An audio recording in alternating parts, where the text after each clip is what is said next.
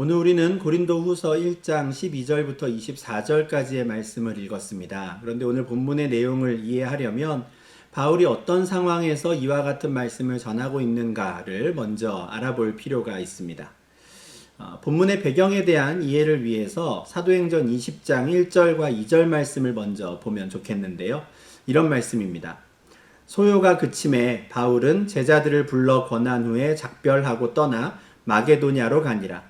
그 지방으로 다녀가며 여러 말로 제자들에게 권하고 헬라에 이르러. 이 말씀은 3차 전도 여행 중에 있던 바울이 에베소라는 곳에서 오랫동안 머무르며 복음을 전했고 그곳에서 이제는 마게도냐로 옮겨갔다라는 사실을 알려줍니다. 그리고 마게도냐 지방의 제자들을 만난 후에는 헬라로 이동했다라고 설명하지요.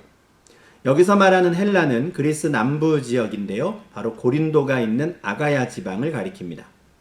이처럼 바울은 그리스 북부인 마게도냐 지역에서 제자들을 만나고 그들과 함께 시간을 보낸 후에 그리스 남부 지역으로 이동합니다. 이 말씀이 오늘 본문의 배경이 되는 이유는 이 고린도 후서라는 편지가 바로 바울이 헬라 지역으로 이동하기 전에 마게도냐에 머무를 때 고린도와 아가야 지방에 있는 성도들에게 보낸 편지였기 때문입니다. 사도행전을 보면 이제 곧 마게도냐를 떠나서 헬라로 가는 것이 바울의 계획이었습니다. 이제 곧 만날 사람들인데 왜 굳이 그는 급하게 편지를 써서 보내야 했을까요? 이제 곧 헬라 지역, 고린도와 아가야 지역의 성도들을 만날 텐데 왜 편지를 써서 먼저 보내야 했을까? 오늘 본문 15절과 16절을 사도행전 20장 1절과 2절 말씀과 한번 좀 비교해 보면 바울이 그들을 찾아가 방문하기에 앞서 굳이 먼저 편지를 보내야 했던 그 이유를 우리가 알 수 있습니다. 15절과 16절에서 바울은 내가 이 확신을 가지고 너희로 2번 은혜를 얻게 하기 위하여 먼저 너희에게 이르렀다가 너희를 지나 마게도냐로 갔다가 다시 마게도냐에서 너희에게 가서 너희의 도움으로 유대로 가기를 계획하였으니 라고 말하지요. 고린도 성도들에게 2번 은혜를 얻게 하고자 했다라고 하는 것이 에베소에서 바울이 처음 세웠던 계획이었습니다. 2번 은혜를 얻는다라는 말은 바울 자신이 고린도를 2번 방문할 계획을 세웠다라는 뜻입니다. 물론 이 말은 고린도 성도들이 바울을 만나는 걸 은혜로 여겨야 한다라는 뜻으로 한 말은 아닙니다. 고린도 성도들이 바울을 만난다면 바울을 통해 하나님의 말씀, 예수 그리스도의 가르침을 배울 수 있고 그것이 결국 그들에게 은혜가 된다는 것이죠. 그 기회를 2번 주고 싶었다라는 겁니다.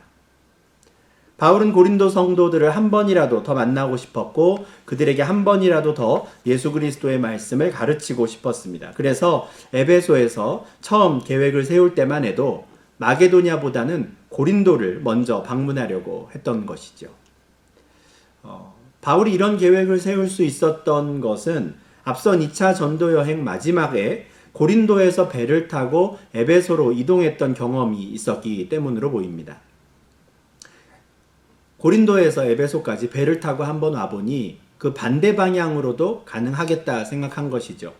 에베소에서 고린도로 가는 배를 타고 에게해를 건너서 곧장 고린도를 방문할 수 있지 않을까 생각한 겁니다. 배를 타고 그리스 남부로 들어가서 고린도의 성도들을 먼저 만나고 북부로 올라가서 마게도냐의 성도들을 만날 생각이었습니다.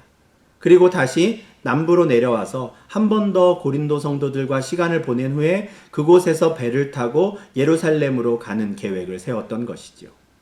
그렇게 했다면 고린도 성도들은 바울을 2번이나 더 만나서 교제하는 기쁨과 은혜를 얻을 수 있었을 것입니다. 그러나 어떤 이유에서인지 바울이 계획을 변경한 겁니다. 에베소에서 배를 타고 곧장 고린도로 가지 않고 육로를 따라 북쪽으로 이동했고요. 2차 전도 여행 때와 마찬가지로 드로아에서 배를 타고 마게도냐 지방으로 넘어간 겁니다. 상황이 이렇게 되니 바울은 고린도 성도들에게 양해를 구하는 편지를 보내야 했습니다. 내가 너희를 먼저 가겠다라고 너희를 먼저 보러 가겠다고 이야기를 했는데 지금 내가 마게도냐에 와 있다. 이제 곧 너희를 보러 가겠다. 이해해 달라라고 편지를 써야 했던 것이죠. 이제 곧 헬라로 내려가 그들을 만날 것이지만 그에 앞서 내가 마게도냐로 온 게 앞서 너희에게 이야기했던 그 말이 거짓말이었기 때문에 너희를 속이려고 했던 말이 아니다라는 자신의 진심을 알아주기를 바란다는 내용을 담은 편지를 써서 보낸 것입니다. 오늘 본문 17절을 보면 바울은 자신이 처음 계획을 세울 때 경솔이한 것이 아니니 오해하지 말아달라고 당부합니다. 그는 분명 에베소에 있을 때 앞선 2차 전도 여행의 경험을 바탕으로 가장 좋은 루트에 대해서 고민했을 겁니다. 그리고 배를 타고 에게해를 가로질러 고린도를 먼저 방문하는 게 제일 좋겠다고 생각했던 것이죠. 그렇게 하면 시간도 절약할 수 있을 뿐 아니라 고린도 성도들을 한 번 더 만날 수 있는 그런 장점이 있겠구나, 그런 계획을 세울 수 있겠구나 생각한 겁니다. 사실 사도행전을 보면 바울이 지중해 연안을 다니며 복음을 전했던 많은 도시들 중에서도 특별히 애정을 가졌을 만한 곳이 어디인지를 쉽게 추측할 수 있습니다. 에베소와 고린도가 바로 바울의 특별한 사랑을 받았던 도시가 아닐까 싶은데요. 왜냐하면 이 두 도시에서 바울이 가장 오래 머무르며 사역했기 때문입니다. 고린도는 에베소 다음으로 오랜 시간 바울이 머물렀던 도시였는데 1년 6개월간 18개월간 머무르며 복음을 전했습니다. 다른 곳에 비해 오래 머물다 보니 그곳의 성도들과도 더 친밀한 교제를 나눌 수 있었겠지요. 그러므로 고린도 성도들을 한 번이라도 더 만날 수 있도록 계획을 세웠던 것은 그의 진심이었을 겁니다. 바울은 17절에서 육체를 따라 계획하여 예 하면서 아니라 하는 일이 내게 있겠느냐라고 반문합니다. 하거나 아니라 하는 이런 좀 특이한 표현이 17절, 18절, 19절까지 이어지는데 바울은 자기가 하는 말 중에 거짓말은 없었다라는 표현을 이렇게 하는 겁니다. 말로는 yes 하면서 속으로는 아니라고, no라고 말한 적은, 그렇게 생각한 적은 한 번도 없었다라는 것이죠. 항상 고린도 성도들을 대할 때 겉과 속이 일치하게, 그렇게 진실하게 대했다라는 말을 이렇게 하는 것입니다. 바울은 자신의 진심을 표현하기 위해서 하나님의 성품에 대해서도 이야기합니다. 하나님은 신실하신 분이시고요. 겉과 속이 같은 분이십니다. 바울은 자기뿐 아니라 지금 자신과 함께 전도 여행을 하고 있는 실루아노와 디모데도 신실하신 하나님의 아들을 전파하러 다니는 사람들이니 자신들도 하나님처럼 신실하다고 겉과 속이 같은 말을 한다고 이야기하는 겁니다.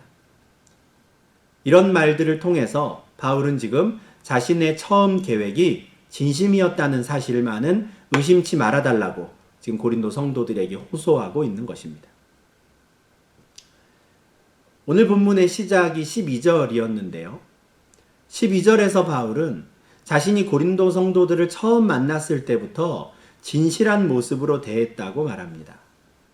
그는 육체의 지혜가 아닌 하나님의 거룩함과 진실함으로 고린도 성도들을 만났고요. 그 마음으로 그들에게 복음을 전했습니다. 어떻게 하면 고린도 성도들에게 잘 보일 수 있을까?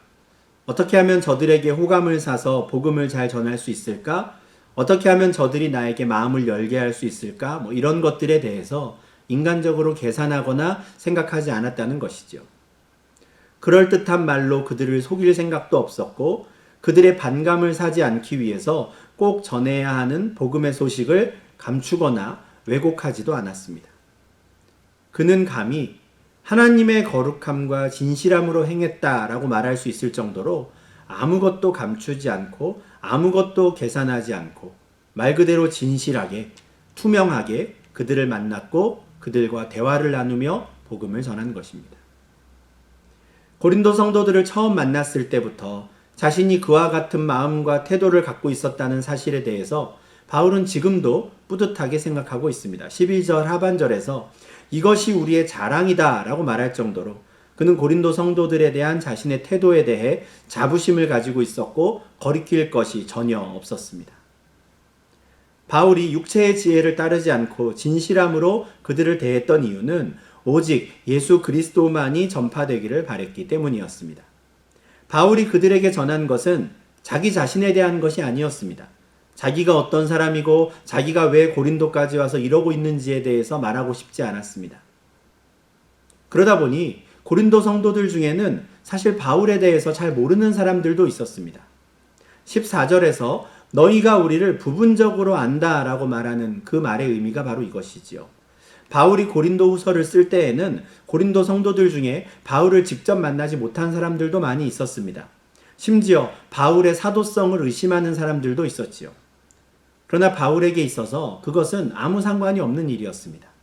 고린도 교회의 성도들이 주 예수의 날에 자신들의 자랑이 될 수만 있다면 다른 것은 아무 상관이 없다고 말합니다. 바울이 오늘 본문에서 말한 이 주 예수의 날은 고린도 성도들이 예수 그리스도의 심판대 앞에 서는 날입니다. 그날은 이 세상의 마지막 날일 수도 있고요. 성도들 각 개인의 마지막 날일 수도 있습니다. 그 마지막 날에 그리스도의 심판대 앞에서 그들이 의롭다함을 받을 수만 있다면, 그래서 그들이 바울의 자랑이 되고 그들에게 복음을 전해준 바울이 그들의 자랑이 될 수만 있다면 아무 상관이 없다고 말합니다. 바울은 과거에도 그렇고 지금도 그렇고 고린도 성도들을 하나님의 거룩함과 진실함으로 대하고 있습니다. 그리고 그렇다고 말하는 것에 대해 아무런 양심의 가책을 느끼지 않는, 아무런 부끄러움이 없는 상태이죠. 그만큼 그는 진실한 마음으로 성도들을 대했습니다. 다만 자신이 계획을 변경하여 고린도가 아닌 마게도냐를 먼저 방문하게 된 것에 대한 인간적인 미안함이 있었을 뿐입니다. 그래서 양해를 구하는 편지를 쓰는 것이죠. 21절을 보면 그래도 바울은 이 일로 인해서 자신과 고린도 성도들의 관계가 흔들릴 것이라고 생각하지는 않았습니다. 설령 지금은 바울에 대해 서운해하는 사람이 있을 수 있고 바울에 대해 오해하고 있는 사람이 있을지라도 그들과 바울을 그리스도 안에서 굳건하게 하시는 분은 하나님이심을 믿었기 때문입니다. 바울과 실루아노, 디모데에게 기름을 부으사 그리스도 예수의 복음을 전하는 사명을 맡기신 분이 바로 하나님이셨습니다. 그들에게는 하나님의 이름이 새겨진 도장이 찍혀 있었고요. 그들이 어떤 사람인가에 대해서는 하나님께서 직접 보증을 서주셨습니다. 그들의 마음속에 살아 역사하시며 그들의 모든 사역에 함께 하시는 성령께서 그 보증이 되어주신 것입니다. 그러니 바울은 자신의 계획을 변경한 것에 대한 그 미안한 마음은 있었지만 자신들의 사역을 이끌어 가시는 분은 하나님이시라는 것을 믿고 있었던 겁니다. 그래서 고린도가 아닌 마게도냐로 인도하신 것도 하나님의 뜻 가운데 이루어진 것임을 믿고 있었기에 그는 미안한 마음이지만 또한 당당하게 이 사실에 대해 양해를 구할 수 있게 된 것입니다. 또한 그는 하나님께서 이 일로 인해 자신들과 고린도 성도들과의 관계가 완전히 틀어져 버리도록 가만히 두지는 않으실 것이라고 믿고 있었습니다. 그래서 그는 마지막으로 한 번 더 자신의 진심을 말하는 것으로 고린도 성도들에게 양해를 구하는 내용을 마무리합니다. 구구절절히 이야기할 필요 없이 어서 자신이 또 고린도 성도들에게 하고 싶은 다른 말들을 이제 하는 것이죠. 그런데 23절에서 그는 자기가 다시 고린도에 가지 않은 것은 고린도 성도들을 아끼기 때문이었다라고 말합니다. 원래는 고린도를 먼저 방문하려 했으나 마게도냐를 먼저 방문한 것도 역시 고린도 성도들을 위한 것이다 라는 말인데요. 고린도 성도들 중에 누군가는 이 말을 들으면 그런 말도 안 되는 핑계를 대지 말라라고 할지 모르겠지만 바울은 이 말을 하기에 앞서 자기의 목숨을 걸고 그리고 하나님을 이 말의 증인으로 내세웁니다. 내 목숨을 걸고 말하는데 하나님을 나의 증인으로 내세우며 내가 말하는데 내가 마게도냐로 온 것이 너희를 위해 유익한 일이었어 라고 말하는 것이죠. 그만큼 바울은 진심으로 이 말을 하고 있는 겁니다. 그렇다면 대체 고린도의 상황이 어땠길래 오히려 고린도 방문을 늦추는 것이, 마게도냐를 먼저 방문하는 것이 그들에게 유익한 일이라고 말했을까요? 이에 대해서는 우리가 추정할 수밖에 없는데요. 이어지는 24절에서 바울이 우리가 너희 믿음을 주관하려는 것이 아니요 오직 너희 기쁨을 돕는 자가 되려 함이니 이는 너희가 믿음에 섰음이라 라고 한 말이 바울의 23절 말씀을 좀 이해할 수 있는 힌트가 될 것 같습니다. 바울은 지금 자신이 고린도를 방문한다면 그들의 믿음을 주관하게 될까 염려했습니다. 이미 그들이 각자의 믿음을 가진 거룩한 하나님 나라의 백성이 되었는데 자기가 가서 이래라 저래라 하게 될 것을 염려한 것입니다. 아마 바울 자신의 성격상 그냥 가만히 있지는 못할 것이라 생각한 것 같아요. 그래서 아예 고린도 방문을 늦추고 고린도 성도들이 그들의 문제를 그들이 스스로 그 믿음 가운데 결정하고 해결할 수 있을 때까지 시간을 벌어주는 것이고 기다려주는 행동이었다는 것입니다. 구체적으로 어떤 문제에 대한 것인지는 모르지만 고린도 후서에 앞서 보냈던 고린도 전서에서 바울이 그들에게 조언하고 있는 많은 내용들 중 하나가 또는 두 개, 세 개가 아직 해결되지 않고 있었던 게 아닌가 싶습니다. 고린도 안에 있던 그 분열의 문제, 음행과 결혼에 관한 문제, 남자와 여자의 역할에 관한 문제 등 바울이 이미 조언한 바 있는 여러 문제들 중에 몇 가지가 여전히 해결되지 않았던 것 같아요. 그런 상황에서 바울이 그들을 방문한다면 그들의 믿음을 주관하게 될까 염려한 것이죠. 바울은 그들의 믿음을 주관하는 자가 되고 싶지 않았습니다. 이미 그들이 믿음의 선자들이니 그들 스스로 하나님 앞에 믿음의 결단을 할 수 있도록 기다려주고 싶었던 것입니다. 그래서 그는 고린도 성도들의 기쁨을 돕는 자가 되고 싶었습니다. 이것이 바로 그가 계획을 변경하여 마게도냐를 먼저 방문했던 이유였습니다. 이와 같은 구체적인 이유까지 알고 나니 바울이 12절에서 너희에 대하여 하나님의 거룩함과 진실함으로 행하였다라고 말한 게 사실이었구나라는 걸 더 확실히 알 것 같습니다. 바울은 자신이 누구이며 무슨 일을 하는 사람인지를 정확히 알고 있었습니다.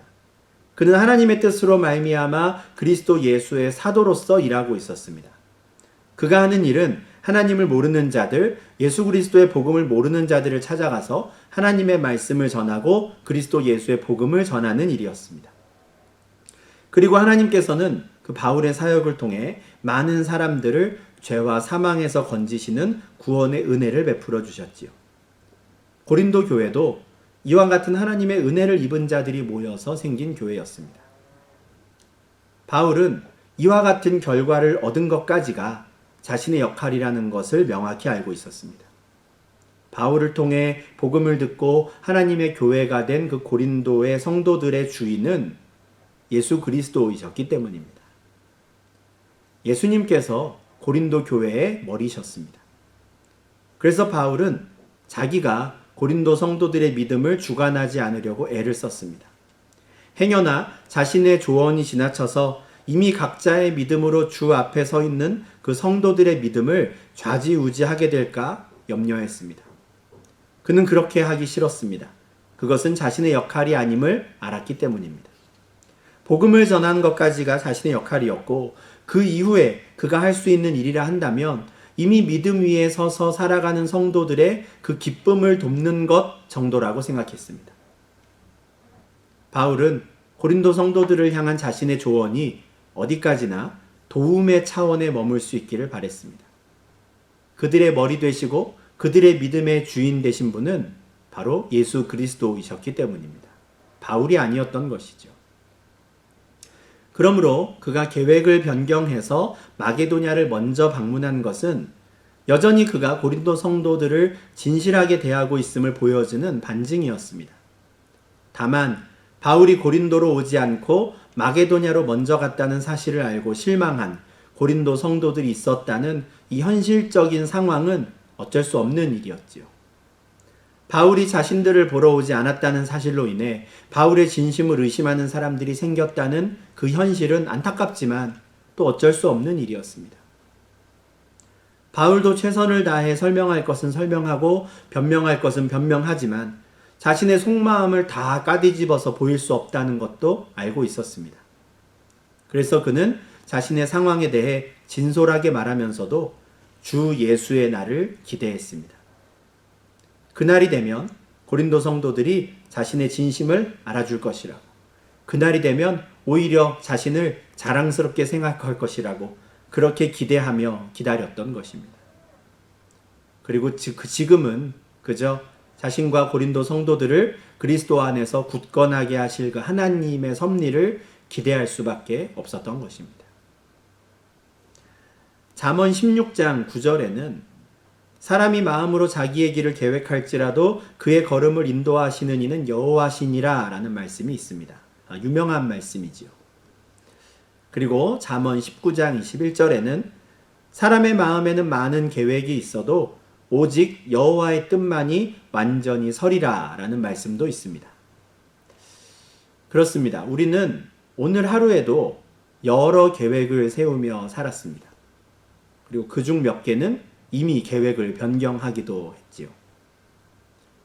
그런데 우리가 아무리 이런저런 계획을 세우고 또 그 계획을 이렇게 저렇게 변경해 본다고 해도 결국 그 일을 이루시는 분은 여호와 하나님이십니다. 그러다 보니 우리는 생각보다 자주 나의 계획이 변경된 이유에 대해 사람들에게 설명해야 할 때가 있습니다. 그리고 나의 상황을 양해해 달라는 그 말들도 생각보다 자주 하게 됩니다. 이건 어쩔 수 없는 일입니다. 그런 일이 벌어지면 그에 맞춰서 대응할 수밖에 없지요. 중요한 것은 우리의 생각과 태도입니다. 우리의 생각과 태도가 진실한가 하는 점이 중요하지요. 나의 계획이 내가 좀 더 좋다고 생각해서 순간적으로 바꾸게 되는 결정들이 육체의 지혜를 따르는 것은 아닌가? 우린 주의해야 합니다. 나의 양심이 증언할 수 있도록 아무리 시간이 지나도 그때 내가 그렇게 한 것은 오히려 자랑스러운 일이라고 자부할 수 있는 진실함으로 하루하루를 살아가고 있는가 돌아보아야 합니다. 나의 계획이 변경되고 때로는 내가 사람들에게 아쉬운 소리를 하며 나의 상황을 납득시키고 양해를 구해야 하는 상황이 오는 것은 어쩔 수 없다 하더라도 과거에도 그렇고 지금도 그렇고 나의 삶의 태도가 사람들을 대하는 태도가 진실했는가 하는 점이 중요한 것입니다. 그래야 사람들이 나의 진심과 진실함을 알아주지 않는 상황에 처한다 하더라도 우리가 주 예수의 날을 기다릴 수 있습니다. 우리를 그리스도 안에서 굳건하게 하시고 인치신 하나님을 믿고 기다릴 수 있기 위해서라도 우리는 항상 하나님의 거룩함과 진실함을 잃지 않아야 합니다. 그 거룩함과 진실함으로 오늘 하루를 살아야 하고요. 사람들을 만나 대화해야 하는 것이죠. 우리를 부르시고 사랑하시는 하나님은 거룩하시고 신실하신 분이십니다. 그렇다면 하나님을 사랑한다 말하고 예수 그리스도를 닮고 싶다고 말하는 우리의 삶도 역시 그래야 합니다. 뭔가 속에 다른 것을 감추고 뭔가 꿍꿍이가 따로 있는데 그렇지 않은 척 하는 게 아니라 겉과 속이 같은 모습으로 하루하루를 살아야 하는 것이죠. 설령 나의 진심을 다 전달할 수 없어서 오해를 받는 상황이 온다 하더라도 우리가 진실함으로 누군가를 대했다면 하나님께서는 우리를 부끄럽게 하지 않으실 것입니다. 그리스도 예수 안에서는 예만 있고 아니오는 없다고 하셨습니다. 우리가 언제나 정직하고 진실한 삶을 살아가는 그리스도인이 될 수 있기를 바랍니다. 하나님께서 우리를 인치심으로 우리에게는 하나님의 이름이 붙어 있음을 알고 모든 사람들을 거룩함과 진실함으로 대할 수 있기를 바랍니다. 그래서 혹여 나의 계획이 급하게 변경될 때라도 또는 다른 사람들과 약속한 그 일들이 부득이하게 어겨지는 상황이 벌어진다 하더라도 최소한 우리가 하나님 앞에 부끄럽지는 않도록 나의 양심의 소리 앞에 우리가 부끄럽지는 않도록 그렇게 살아가는 진실한 그리스도인이 되어야 할 것입니다. 다른 사람 위에 군림하거나 다른 사람의 믿음을 주관하려는 교만한 마음을 품지 않고 우리가 서로가 서로의 기쁨을 돕는 자들이 될 수 있기를 간절히 바랍니다. 그래서 주 예수의 날에 우리 모두가 정말 서로에게 자랑이 될 수 있는 복된 성도, 복된 공동체가 될 수 있기를 주님의 이름으로 축원합니다. 기도하겠습니다. 하나님 아버지, 감사합니다. 오늘 말씀을 통하여 인간이 얼마나 연약하며 사람이 말로 한 것이 얼마나 쉽게 변경될 수 있는지 다시 한번 알게 하시니 주님 감사합니다. 우리가 생각할 때는 날마다 하나님과 동행하는 것처럼 보이고 언제나 하나님의 뜻에 합당하게만 행할 것 같았던 바울이지만 심지어 그 바울도 고린도 성도들과 했던 그 약속을 지키지 못한 그런 상황들이 있었음을 알게 됩니다. 그의 모습이 우리의 모습과 별반 다르지 않음에 위안을 느끼면서도 또한 우리에게는 그와 같은 거룩함과 진실함이 있는가 또 돌아봅니다. 우리가 사람들을 대할 때 육체의 지혜로 하고 있지는 않은지 또한 두렵습니다. 설령 사람과의 약속을 지키지 못할 때에도 언제나 그들을 거룩함과 진실함으로 대했던 바울은 주 예수의 날을 기대하고 그날에는 그들이 나를 자랑스럽게 여길 것이라 우리가 소망을 가졌는데 우리의 모습은 어떠한지 주님 돌아봅니다. 우리가 언제나 거룩함과 진실함으로 각 사람들을 만나고 대하게 하시고 오늘 하루를 살아갈 때 예만 있게 하시고 아니오가 없게 하시며 겉과 속이 같은 마음으로 말과 표현으로 그 진실함으로 오늘 하루를 살아가는 저희가 되게 하여 주시옵소서.